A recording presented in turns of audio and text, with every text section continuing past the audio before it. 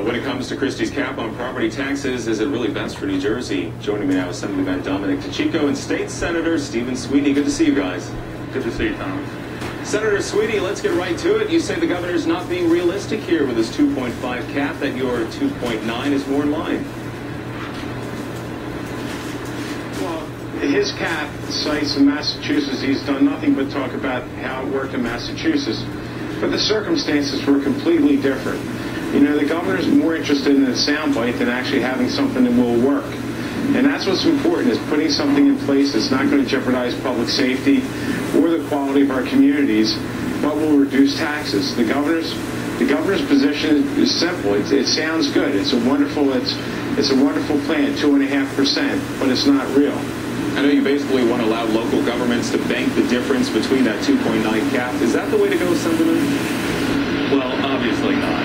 We've had 10 years of political band-aids and promises that have not worked. That's a fact. We know that. We know Massachusetts worked. It attacked the problem, and it worked. We have hard data.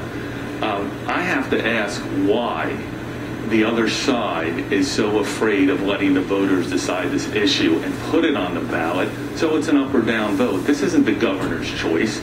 Let the people vote up or down.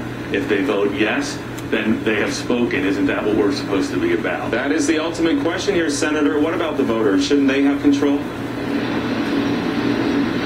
Thomas, listen, the voters do have control. They elected Assemblyman DiCicco and myself. They do have control. We did a cap. We did a cap 3 years ago.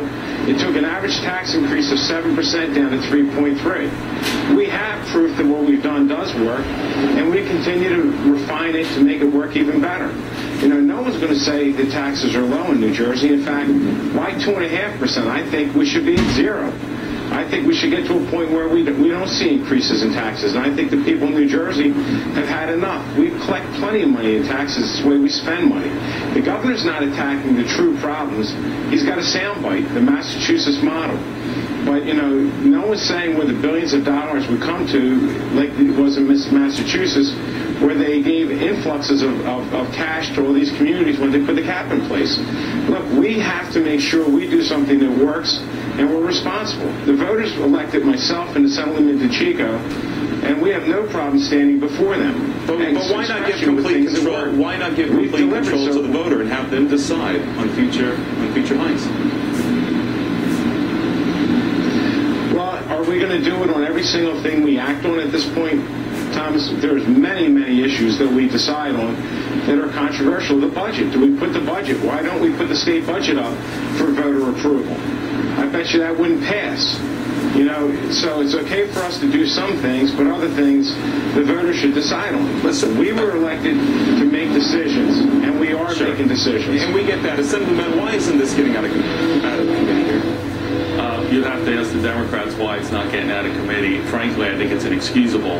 Get it out of committee, put it to the full assembly, let them vote up and down, and let the light shine on the politicians in Trenton as to whether they stand behind the people of New Jersey who have been clamoring and crying for real property tax relief, not what we've been talking about for the past 10 years, fluff legislation, soft caps, tons of loopholes. Put this into people's hands. It's their money you're spending. Isn't it about time that they get a say in the process? Well, the governor can certainly propose it, but it's up to you guys. Put it on the ballot. What's going to happen here, Senator? We're having a hearing tomorrow, actually, on the cap that I proposed.